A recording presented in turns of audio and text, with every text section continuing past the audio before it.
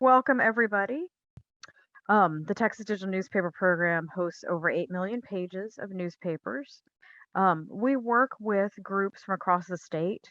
So if you are from a city or a museum, a small area, please talk with me if you can't find your newspaper. These currently in blue on the map are where we host newspapers from right now. We are always looking for more newspapers, so please don't hesitate to reach out to me. I help public libraries, museums, any institution or person digitize their newspapers. We help them seek funding to pay for the project. And we digitize these in perpetuity as standards-based digital digitization and digital preservation. We work with the Library of Congress in Chronicling America, and a lot of our standards are based on what was developed for the National Digital Newspaper Program. We are hosted out of University of North Texas Libraries, and for that, um, through that, we have received tremendous support as well as from the Texas State Library and Archives Commission and the National Endowment for the Humanities through the National Digital Newspaper Program. So this work has been done truly by not just UNT libraries, not just my team and me, it's everybody across the state and people in the country who want to make this happen. So a lot of what we have is funded through the support of a granting foundation named the Talker Foundation. They fund populations under 12,000 to digitize their newspapers. So a lot of this is what people around the world would call hyperlocal news, which is very local viewpoints on national events and covering local daily life. And we consider that of extreme value. And these are just a few examples. The newspapers we digitize are from microfilm, from physical page, which are the full color pages, and from PDF, e-print edition, the most recent, we digitally preserve those. These are from, in addition to being cities or towns, these are also societies, as you can see with the SPJST, the Vestnik. The Rattler is a college newspaper. We host many college newspapers. We also work with high schools. If you have a high school you'd like to see their newspaper get digitized with, please don't hesitate to reach out to me because that high school coverage is very important and very local. Now, I mentioned the National Intelligencer earlier. This is from 1830. This was contributed to us by a private collector who is very interested in the formation of Texas as a state, history relating to that and how it developed. This specific article is covering the War for Independence from Spain. And if you read through, I will warn you, you can read truly blow by blow accounts, and they are graphic. And if you're interested in reading a little more and finding San Antonio, you might find it written in the Portal of Texas History as San Antonio. You might also find it as Saint, ST period Antonio, because that was sometimes how it was written back in the pre-1850s. So part of the value of having these newspaper runs over time is, I tell people, we're the only group in the library who likes to get the runs.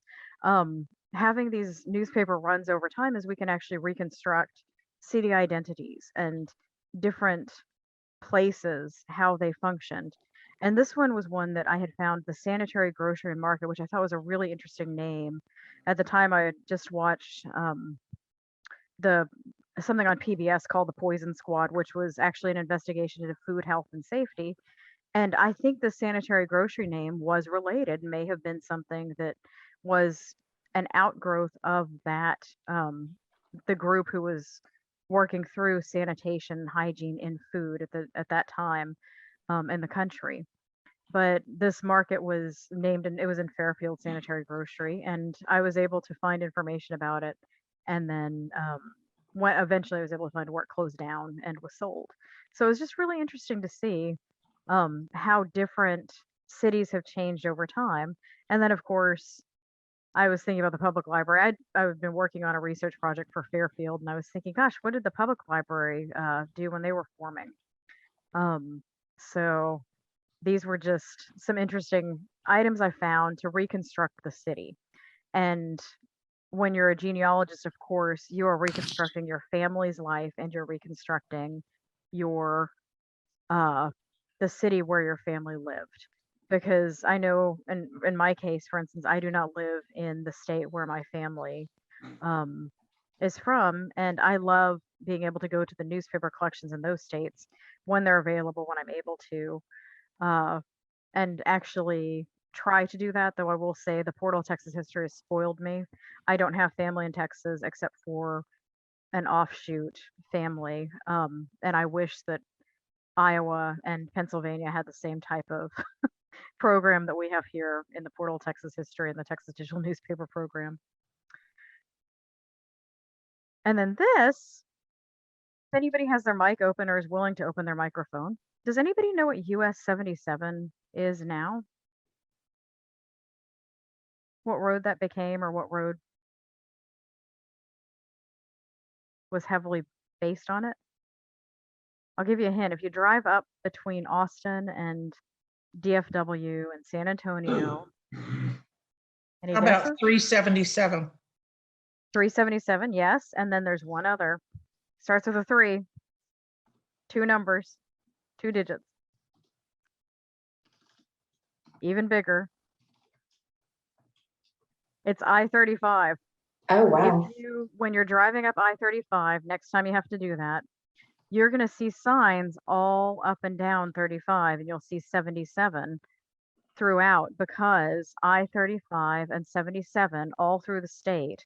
I-35 was designed to go with 77 and go along it, and in a lot of cases it is 77. They're the same road. This was just, I had found this article about 77 getting built, and then this is before 35 really. So it was just interesting to see, wow, this really shaped this area. Where I'm from, I'm in Denton, Texas, and this was Carrollton. But yes, so going through time periods, we've got early Texas, and here you go. I wanted to give an example of the Saint Antonio. As you can see here, you're going to find, I do want to just warn you, these very graphic details about the War for Independence and what was going on of Mexico from Spain. And then also you will find a lot about the War for Independence of Texas from Mexico, as well as secession, the debates of secession. Is it beneficial to the state? Sam Houston's speech, coverage of Sam Houston discussing, we know how hard this was to become a state in the Union, and now we are abandoning it. The difficulties he had. It's just fascinating. And we have a lot of newspapers from the same city, for instance, Galveston, during the Civil War. And you can read through and find editors literally across the street from each other in Galveston fighting with each other over secession and how stupid they were. You know, they're calling each other names and saying, well, I'll fight you in the street for this. That's a lot of fun too to see in a newspaper. You think, well, newspapers are very professional. No, they are very opinionated, and I can't imagine people disagreeing on politics. I don't know how that happened. Our World War I collection is very popular with our genealogists because there are a lot of names in those. They can find a lot of people in those. Everything is fully text searchable. World War II, of course, and we've actually been tremendously adding on our World War II coverage with a lot of daily newspapers. We have increased our daily newspapers this past year with Mount Pleasant, Cleburne, more Brownwood. We'd had Brownwood before, but there will be more. And then, Gainesville, the Gainesville Register, and another Gainesville base collection as well, military base newspaper collection. But there's quite a lot of coverage and rich information for family history and research. Okay, so now I'm going to walk you through a live demonstration of the working with a newspaper program. So I'm going to share my screen with the web browser, But please don't hesitate to ask a question or open your own web browser and follow along. I see some questions in chat. Okay. All right. Let me share the link with you for the portal Texas History in chat. Oh dear. Okay. I shared that in direct message. Sandy, you have that? All right. There we go. And feel free to click on that. I will share my screen, but you are welcome to follow along as I talk too. Because really, the best way to learn about the Portal Texas History and the Texas Digital Newspaper Program is to play with this yourself and to teach yourself. Is everybody able to see my screen? And I'm showing the Texas Digital Newspaper Program. Yes, we can see it. Excellent. Okay, so the first thing that if you are going in to work with this collection that you'll see is you have over 800,000 newspaper issues that you're dealing with. That is a lot to wrap your arms around. This is across Texas, so you might want to see what else you can do.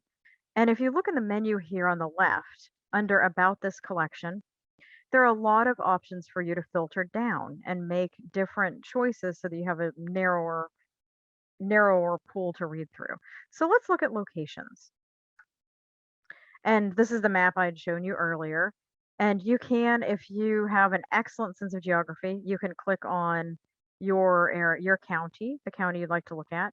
I am from out in Lubbock, which I believe is right over here. Yep, there it is.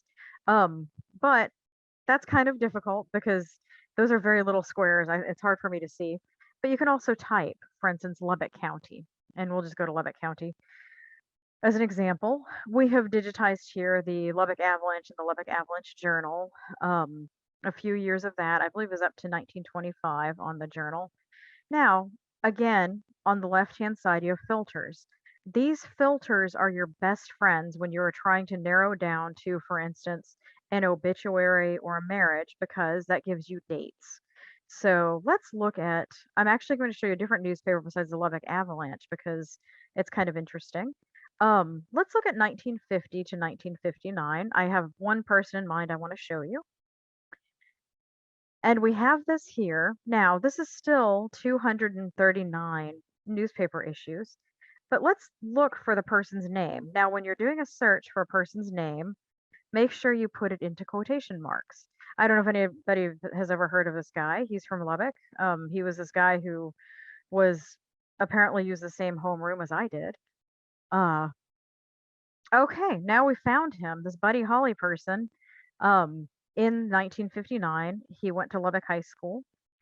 We have found something with his name on it. Always make sure to include quotation marks when you do, this is called a basic search, but put that in quotation marks. Now we have a narrowing down of 10 items. Let's click on this top one and see what happens. Okay, now we have a view of the issue, but you can't really read it, can you? Now there are a few things you can do. Over here under search inside, we have Buddy Holly still and matching results 1. That means his name occurs as Buddy Holly one time in this newspaper mentioned. So let's look at matching results. And here we go. And as you can see, there's some, I mean, this is some famous names, Bob Montgomery. On the first page, sequence 1, here's a little snippet of text to show us that we have the right name that we would want. And if you were looking for an obituary, it would give the first and last name and something surrounding, a little bit of context so you know whether or not that's what you're looking for. Now this view is a smaller view, still hard to read, but let's look through. There is one thing that happens on this view. You can see that it's in yellow. Whenever you put in a search term, the page will highlight and show you where that term occurs. So that when you go into zoom on it, if you scroll down, see, oh, I'm sorry, if you drag the newspaper, and then you can use your mouse wheel to zoom in and out, it will find on the page, you have an idea of on the page where to find it. And we see that Buddy Holly and Bob Montgomery played Flower of My Heart for one of the dances. So or was this one of the dances or one of the television shows? Uh, but we can find this information. And now, if I want to share it, for instance, if I wanted to give you a link to what I found, I can click on permalink and I can either copy this URL and just send it to you somewhere, or I can use Facebook or Twitter or email, different options to share and actually send it over. When you share it, or when you go in even to print it, and this is something our genealogist requested specifically, and I think it's immensely, enormously helpful. A citation accompanies it. So if you need to locate it later, if you had saved it or printed it, you would still be able to know exactly where that article occurred. And that's a question I get all the time. People say, "Oh, I saw this article here on this side of the page, and it was in a newspaper title somewhere in Denton County, but I'm not sure where. Can you help me?" And I'll tell you what, this citation has saved many, many a headache for our genealogists. Now, if you wanted to print, you could print from this window. You could also change it to a different size if you wanted to do that. Um, you can get the info if you need some kind of info about this. The print is developed to be 8.5 by 11, so it's not a newspaper page size, but you can print very closely. Or if you want to move back a little bit and get a bit more context, if you wanted that nice picture of the ribbon winners, you could do that too. Okay. All right. So now if you're done with that, that opens a different window. So we'll just go back into the other window again where we were, and we're going to go to standard view.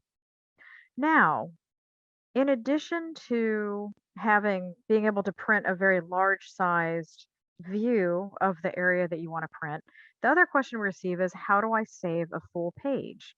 This menu here, Tools Download, lets you save a file of the full page. And that actually is just a regular file. Um, Seeing that page, it's not going to be as big as your print view will be, but it's still pretty darn big and pretty usable and viewable. So that's really helpful to folks who want both the context and the larger article to show that off. And this prints nicely too. It does not print on 8.5 by 11 because it's not an 8.5 by 11 page. So if you were to print it, you would need to probably go with 11 by 17 for a better view. That is a question we get very often. So now let's go back to our results. In filtering down, when you have an obituary, so for instance, we wanted to find a named person. And let's pretend like we're trying to find specifically that October 9th item. You can filter down again by years and then months.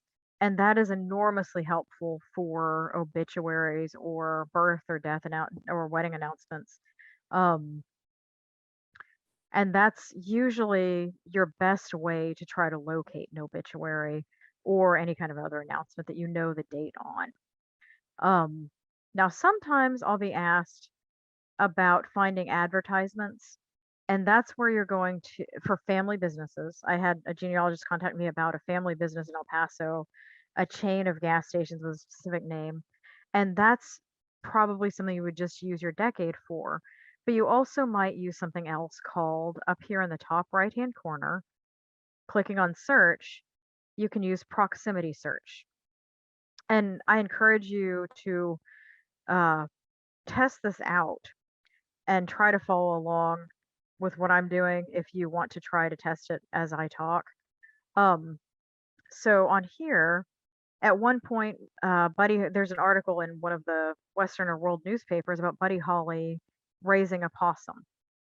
And this is where you put in all of the words, which is first and last name in this case, and then the other word related to the event. So you might have a first and last name and a wedding. And then you say, I think it'll occur within a certain number of words. I'm going to choose 7. That is enough words that it will find on the page if the article was a narrow column and the word may move around. Let's look for Buddy Holly Possum within 7 words of each other. And we'll find for the best match. And let's do a search. Oh, that's not going to be it, I don't think. Let's see. Let's see what we found. And it's saying that it found Buddy Holly Possum. Oh, it found Holly Possum. That's pretty funny. Obviously, it's not foolproof. Well, no, actually it did. That is correct. This isn't the same search I had in mind, but huh, this is exactly what proximity search does. It locates where those words occurred together within a span of 7 words. So it's especially useful when you are looking for a specific event with a person's name. And I always recommend aim for between 5 and 11 words to test that out and see what you can get. Um, that is probably the most foolproof search when people have something that's a little bit of a head scratcher in terms of identifying their uh, their relatives in the newspapers. All right. Um, now I've shown you working with these filters. I want to walk you through being able to look through the titles. We have here this at a glance box, which is explaining this collection, just information about it.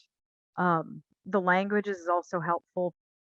That is something, so if you have specific family members, uh, I work with a lot of Czech genealogists.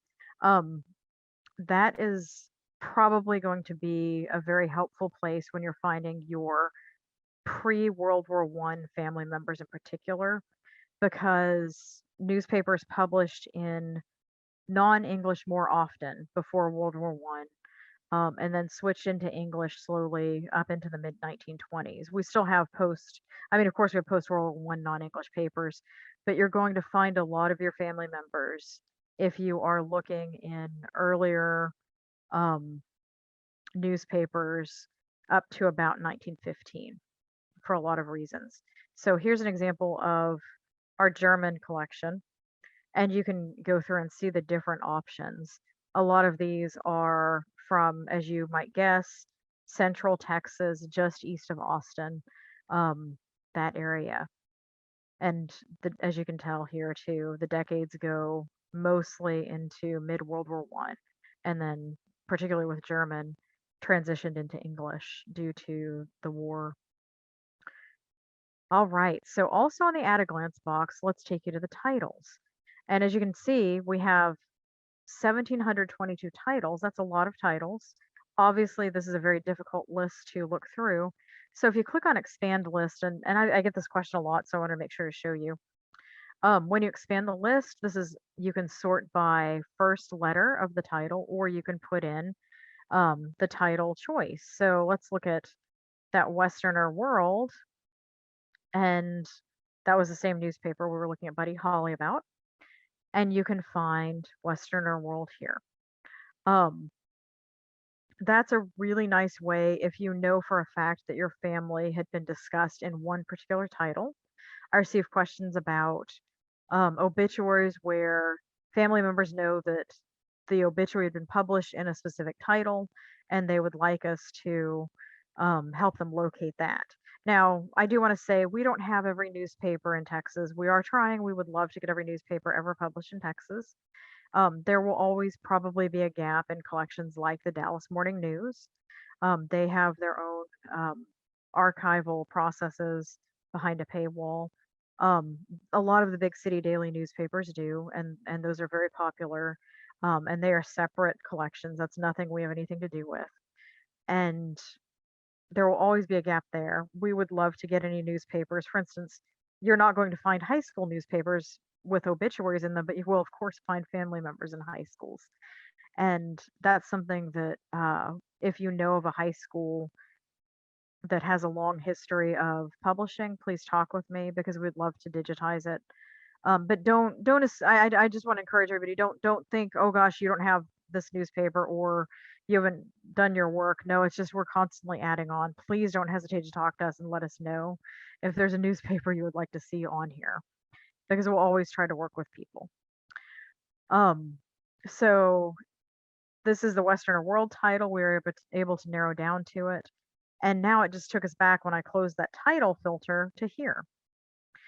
One other place I'd like to show you is from here on the Portal Texas History main website. Anytime you click in the top left-hand corner where you see the red Portal Texas History, you will see down here a box called Explore By. Now you can explore by collection, and we have these collections, the newspaper collections in particular. You can always type newspaper, and that's going to find mostly every newspaper collection we have.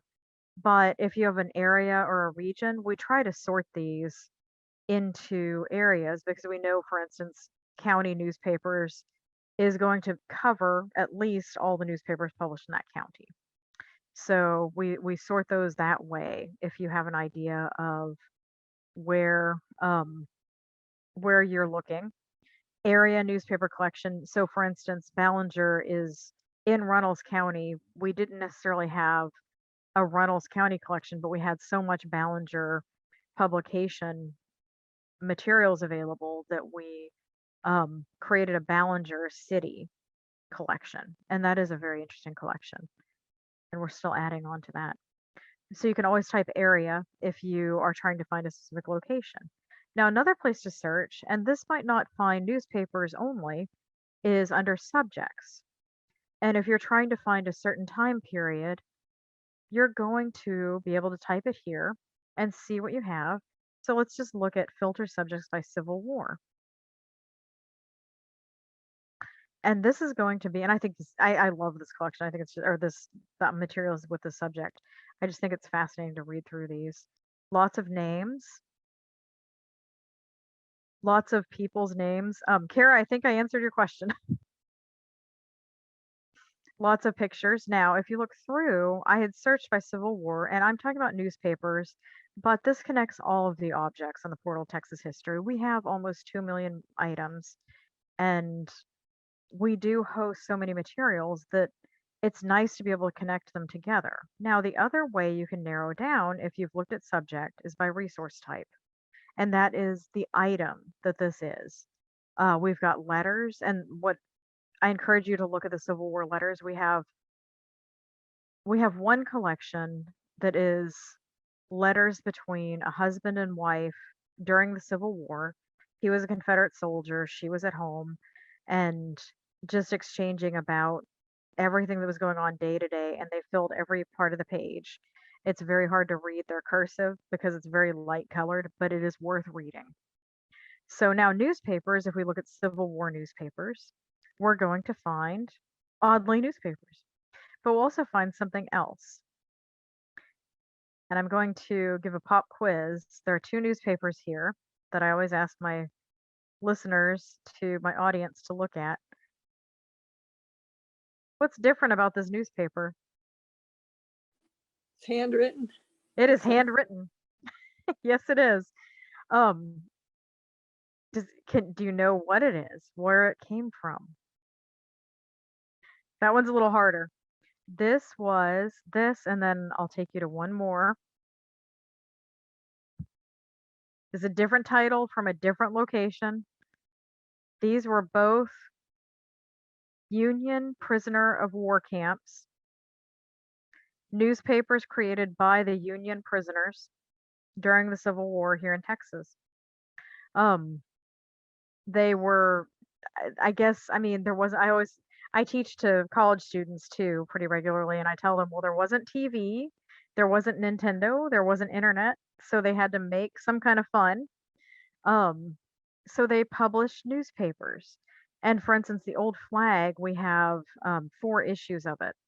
And that was 4 monthly newspaper issues truly published each month.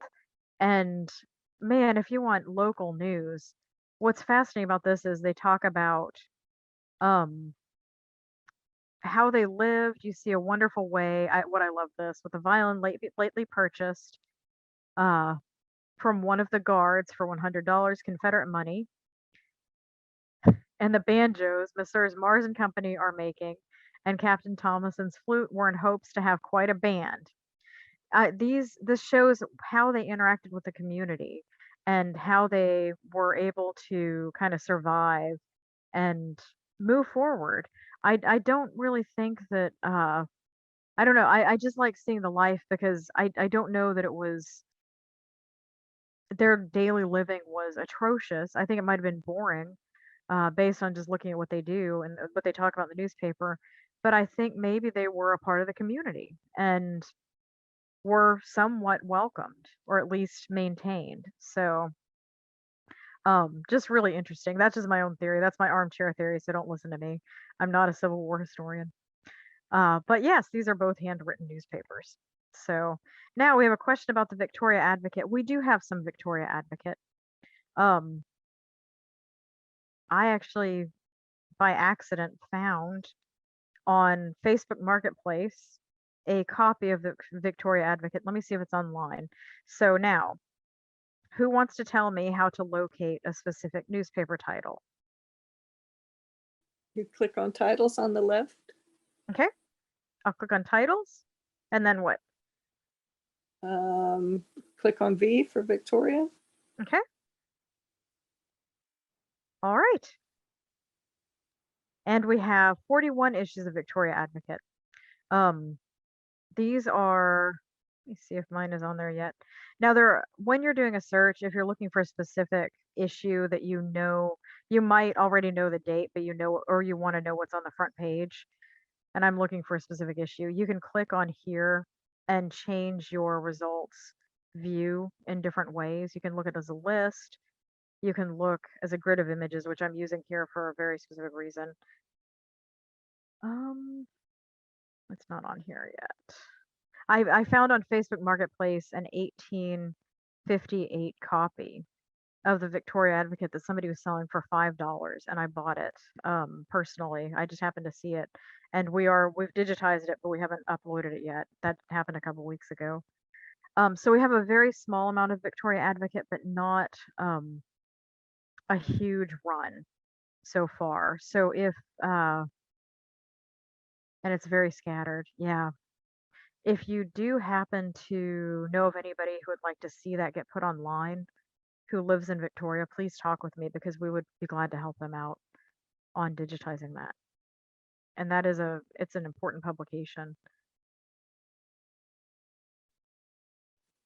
I missed the earlier part of your presentation. When you're looking at a large page, is your search term should be highlighted somewhere on that page? Yes, that is correct. And here I'll show you right now. So for the Albany News, we're looking for pecan pie recipe. And we'll click here on matching results. And we get a little bit of a context. I don't think that's going to be a recipe. Uh-oh. And let's click on sequence 8. And if you see here where pecan pie occurs, it's in yellow. And when you zoom in, you kind of have a sense of where to drag your mouse so you can see the area where the highlighting occurs. And then you can use your mouse wheel, or over here, and my laptop doesn't show this, there's a plus and minus sign here. Or you can use that or your mouse wheel.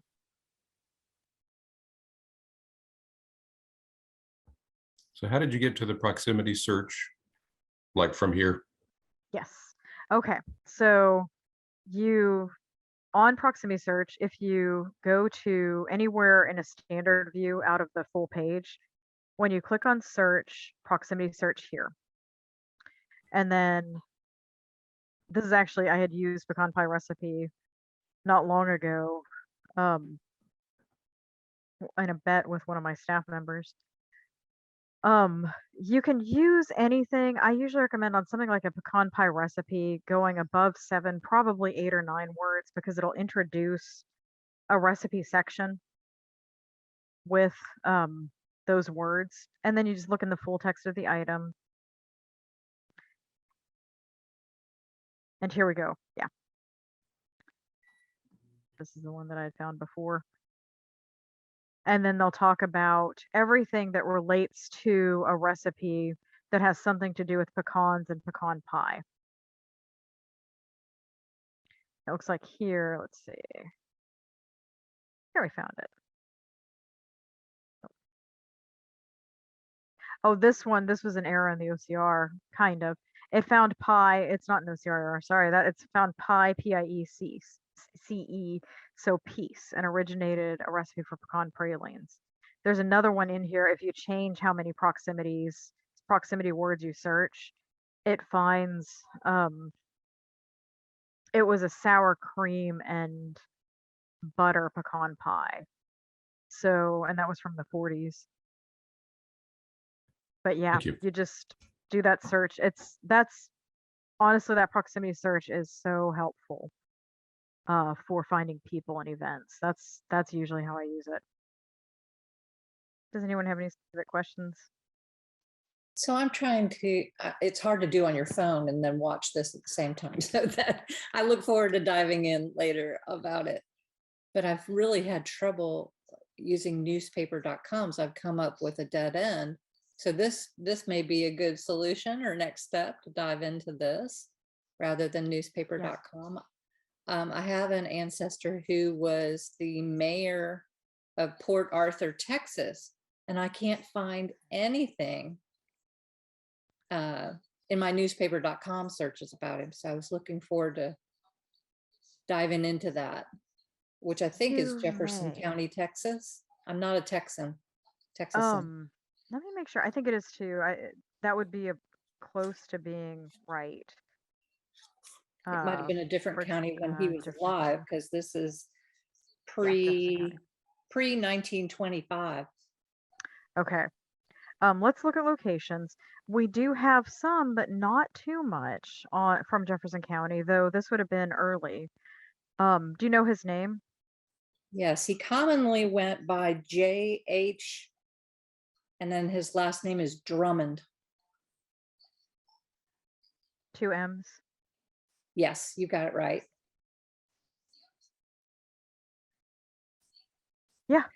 Yeah, Beaumont is where I would have put it. Beaumont. If we had Okay. now this is only looking in the Jefferson County collection. We have a lot of that newspapers from that area that aren't necessarily Jefferson County, Mhm. where you might be able to find him. So I'm only, yeah, there you go. Some information about property. I'll bet that's the same. Yep, Port Arthur Land Company. Yeah, I think if you don't narrow down by Jefferson County, I suspect you will find quite a lot more. Let me see. So up here, and when you have something that you filtered down and you found a result you wanted, but then you want to look more broadly, just click this X mark and that'll take away the filter. Mhm. And now, okay, he has shown up. Okay, there you go. Yes, Odom isn't a surprise. We've got a lot of coastal area newspapers. And this might, let's see if it might actually be somebody talking about the history of the area. So we'll see what we have. J.H. Drummond subdivision. There you go. I'll bet you that is named after him. Yeah, he struck oil in 1909. That makes a lot of sense. Yep. With how mineral rights go. Does your family, did they own the land, the mineral rights? Yes. Yep.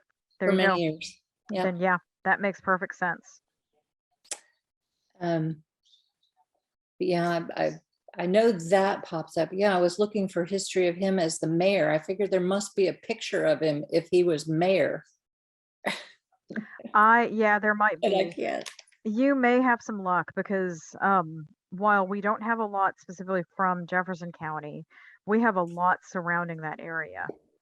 Okay. And it looks like he does appear quite a bit, that name. So So then if you wanted to add mayor to that search, just tack it Sure could. on. Or- you could you that's could good. type it on.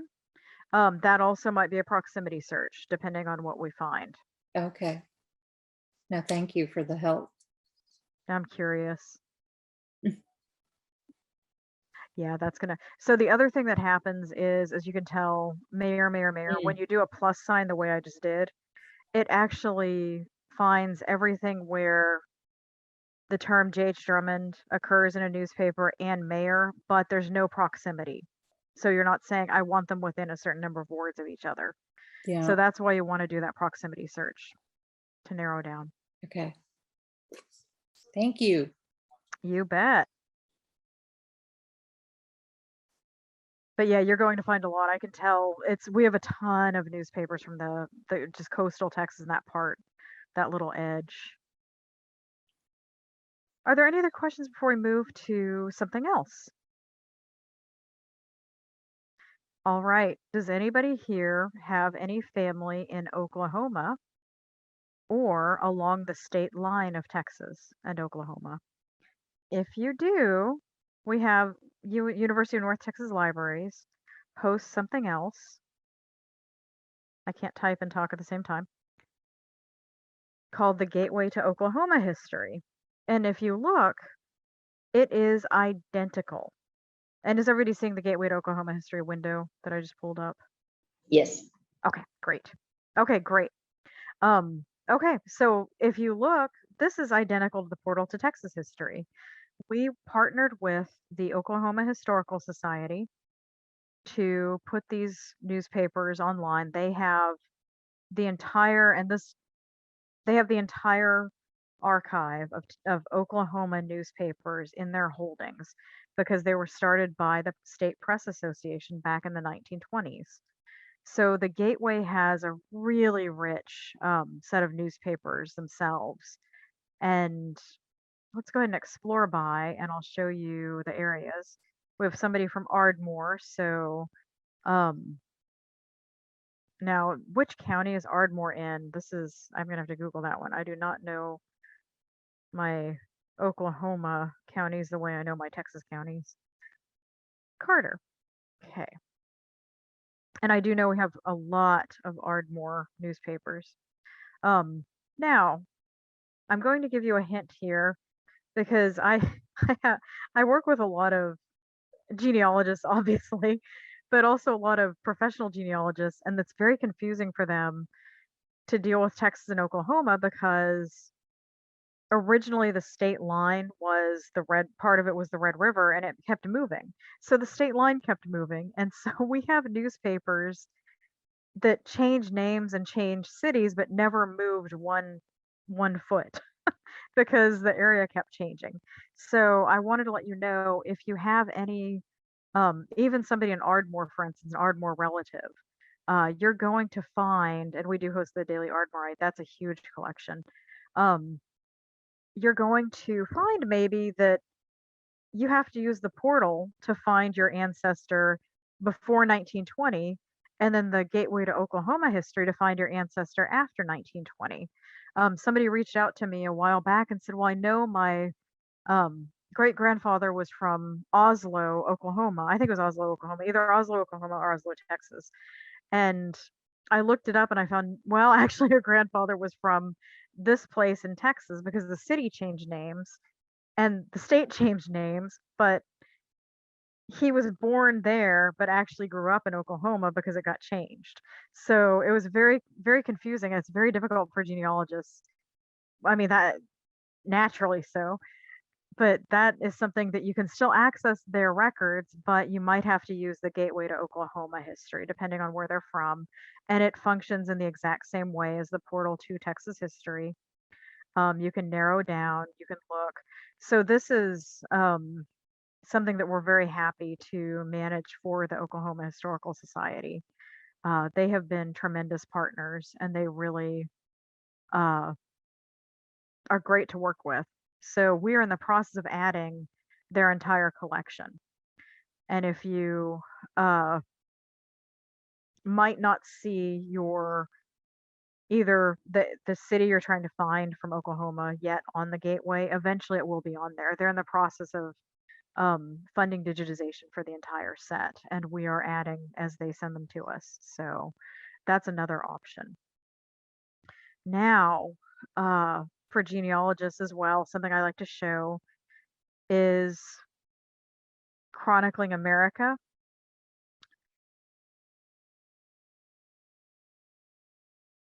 And this is the Library of Congress's site hosting the National Digital Newspaper Program.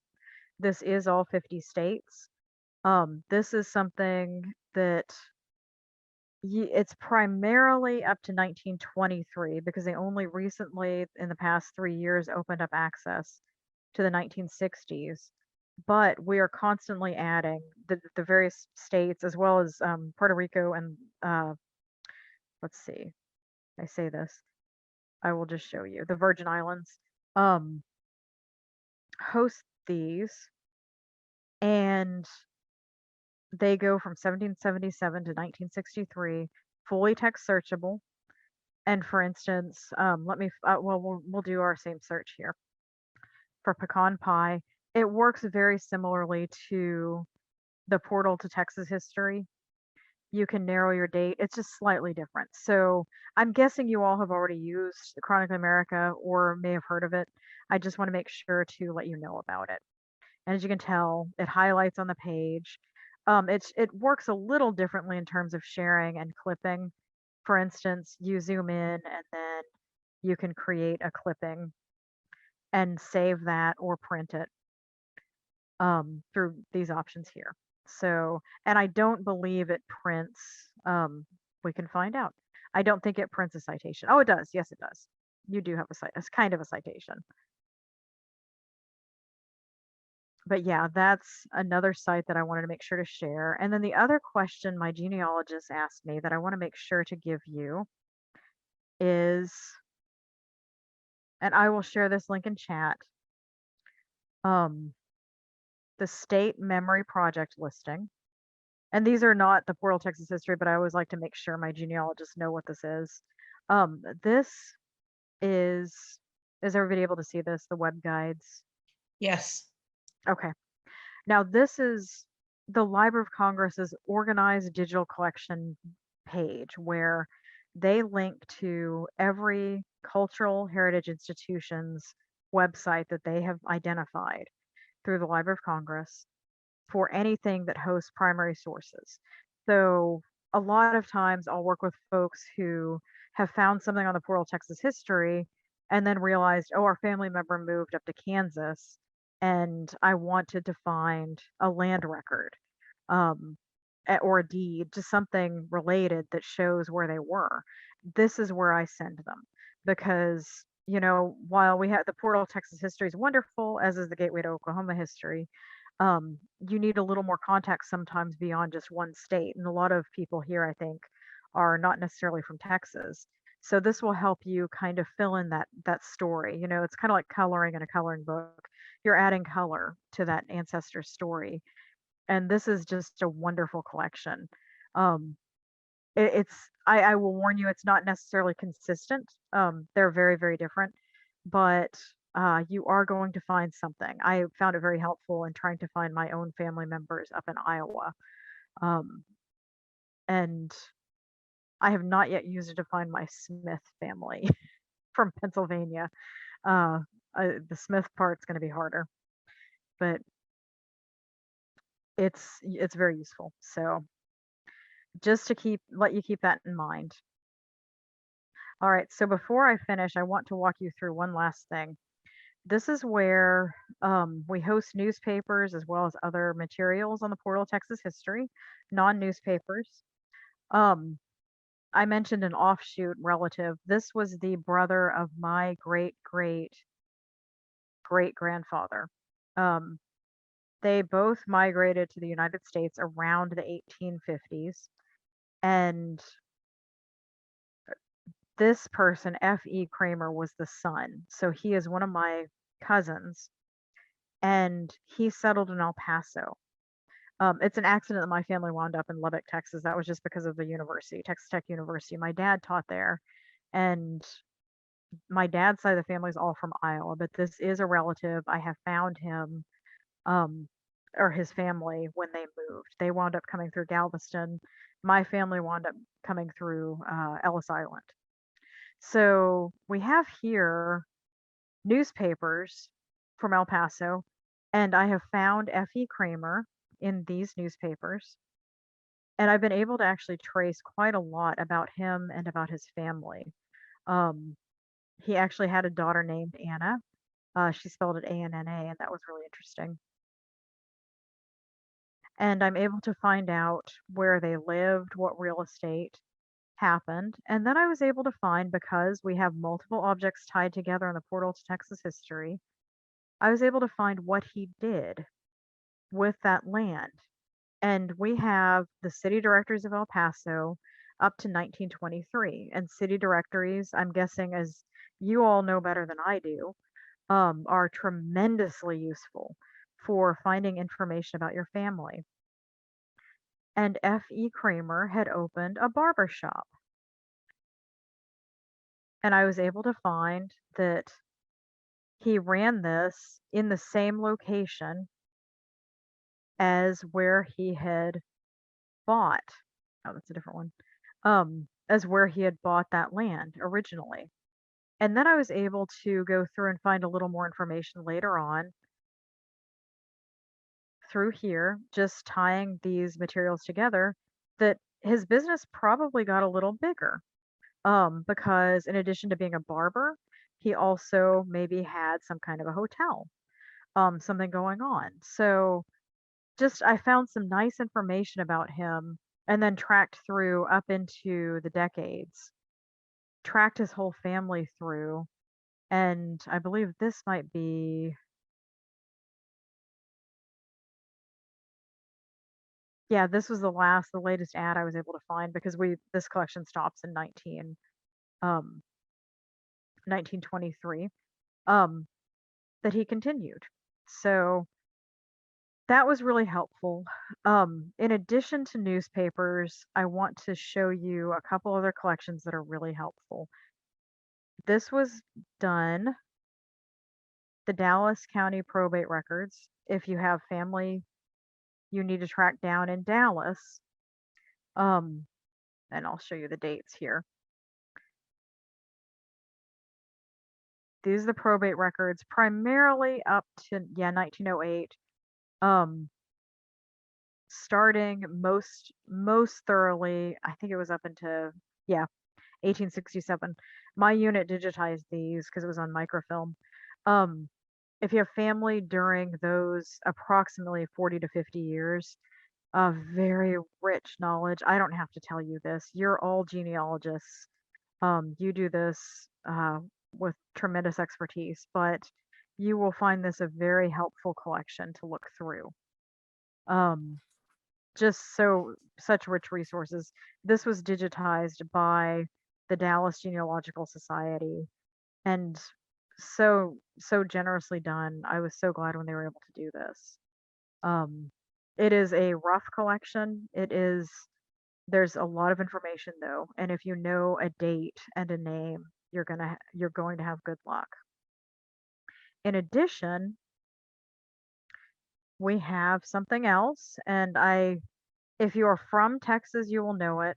If you are not necessarily from Texas, you're going to find it extremely helpful.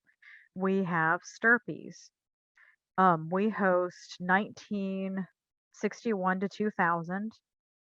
All of the issues published during that time period. And that was another place where I was able to find, and I'm going to search this collection, I was able to find F.E. Kramer and a little bit of information on him. This is the Texas State Genealogical Society publication. And again, a lot of you already probably use this and know this resource. But this is something where you will find quite a lot of information about your family. And yeah, that was a very sad one. That was a sad story. I think that was Anna actually. But I've been able to tie a lot together on that branch of my family who came through Texas, because I've combined the newspapers with the city directories with Sturpees and found a lot more than I ever expected to find. The other area where you might find helpful is locations on the portal. That's not just the newspaper locations right here. This is portal materials. So if you look through and you know of a county, and as you're looking at the count, these are the items we have available on the portal. Now, some of these are only going to be things like maps, because we worked with our GovDocs department to get the USGS maps online. Those are helpful, and maps are useful for genealogy, but sometimes that's about all we have available. But if you know, for instance, that the county you're from happens to have a lot of objects, and generally that's going to be helpful materials in addition to newspapers. So often when it's in the thousands, that means, yeah, that means there was a newspaper digitized along with other materials. We also have the one other collection that you might find useful is the Texas State Historical Marker Application Collection. Whoops. Oh, it's from the Texas Historical Commission. So I'm going to click on partners and I will search for partners by name for the Texas Historical Commission.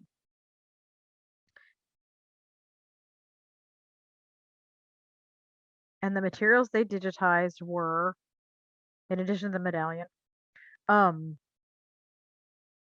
the historical marker applications. So you see photographs and then you see a lot of description related to it. You'll find other materials. So for instance, this historic resources survey, you will find other materials associated with these. For instance, multiple pictures with different images. And then also, let's look at our images. You're going to find descriptions. And you can rebuild a city with this collection. I just spoke on the phone with a partner from, let's see, Stamford, Texas, who was trying to get information about a realty office that used to be the bar. I think this is the person I was talking to. It might have been Leonard, Texas. Used to be the bar, but became the realty office. We'd found it in the newspaper, and she said, well, I wish I had pictures of this. Well, we did actually on the portal through this collection. So this is another nice way that if you want a building photograph of a family business, it's a really attractive option for people to rebuild this city where their ancestor lived and when. And I love this collection too. We were looking at cars to try to figure out the dates at one point because it wasn't dated. This is very sporadically described. Some have very good descriptions and some are not quite as robust. So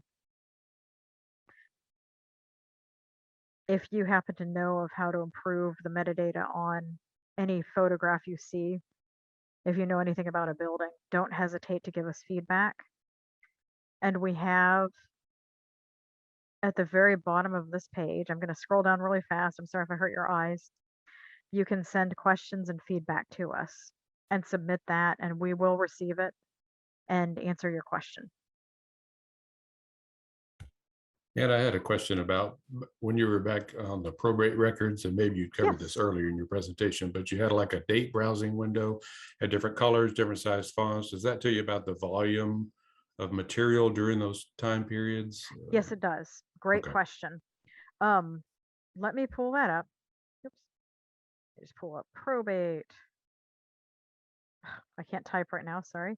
Probate records. So when you go to about and click on dates, the darker the blue is, the more materials. Now that is also very, very subjective. So if you just move your mouse over the year, it'll actually tell you how many items are in for that year.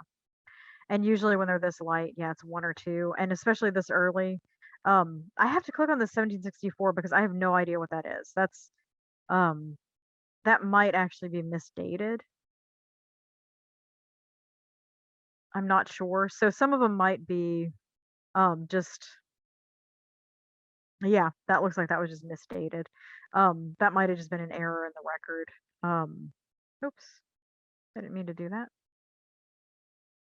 There we go. But yes, that is how you see how many are per year. Thank you.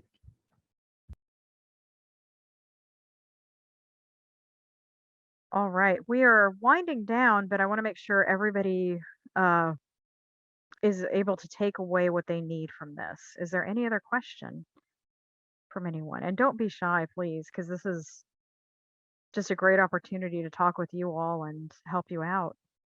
I joined late and I just was looking at that Texas portal history. Looks Yes. fantastic. Is all of that online and free? You don't have to be a Texas resident? No, it is completely free. You don't need a password. You don't have to sign in. It is totally openly accessible. And it is also fully text searchable. We host, when you click on materials, if you click here on the sample searches, you will find different tutorial guides too. So if you didn't get a chance to walk through what I've shown you, you can use this tutorial to kind of navigate through different options and different things that go on with the portal so that you can figure out how to get a better hook into your results. Great, thank you. You bet.